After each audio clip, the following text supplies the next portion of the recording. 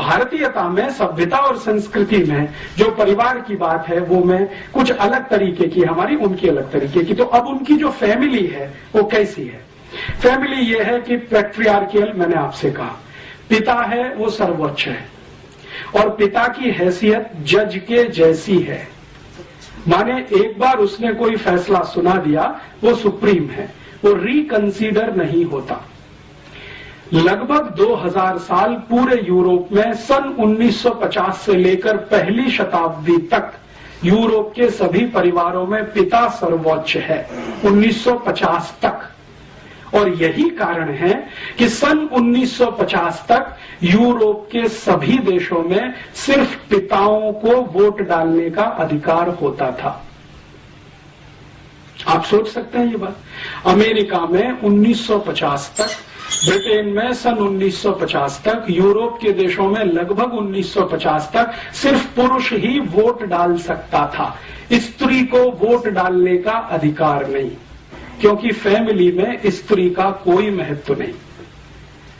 पितृसत्तात्मक सत्ता, पैट्रियार्कियल जिसको हम कहते हैं, उनके शब्दों वो है।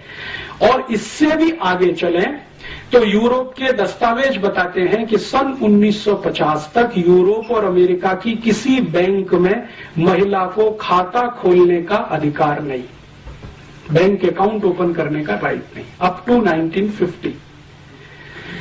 तो महिलाओं को वोट डालने के अधिकार मिलने चाहिए और महिलाओं को बैंक में खाता खोलने का अधिकार मिलना चाहिए। इस पर एक जबरदस्त आंदोलन शुरू हुआ फ्रांस से, और उस आंदोलन की नेत्री थी सिमोन द बोवार। और उसका सबसे बड़ा नारा था कि जो पुरुष को अधिकार है वोट देने का, बैंक अकाउंट खोलने का, संपत्ति का मालिक होने का, वो अधिकार महिलाओं को मिलना चाहिए। और ये आंदोलन बहुत लंबे समय तक चला।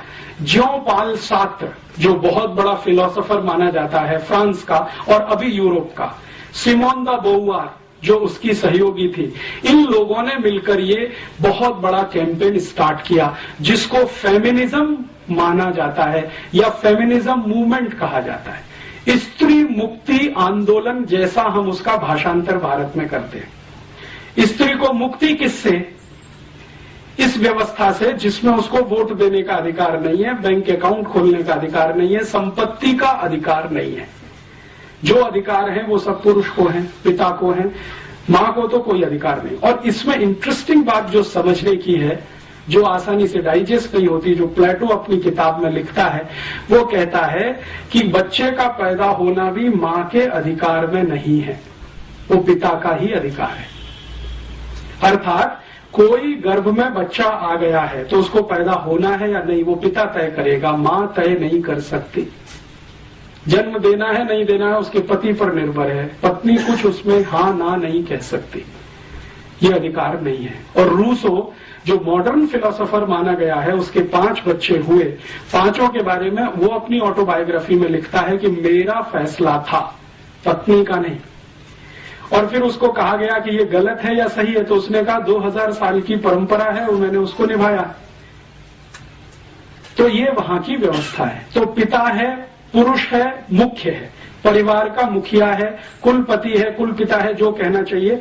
अभी जो तय करेगा वही तय करेगा, माता कुछ तय नहीं कर सकती। और इससे भी आगे यूरोप के सभी गांवों में, अब शहरों में थोड़ा ये बंद हुआ है पिछले 50 साल से, यूरोप के गांवों में आज भी बहुत सारी जनजातियां हैं जिनको यूरोप में आदिवासी कहा जाता है। वहां अभी भी यही है, पिछले 50 वर्षों में वहां नहीं कुछ बदला है।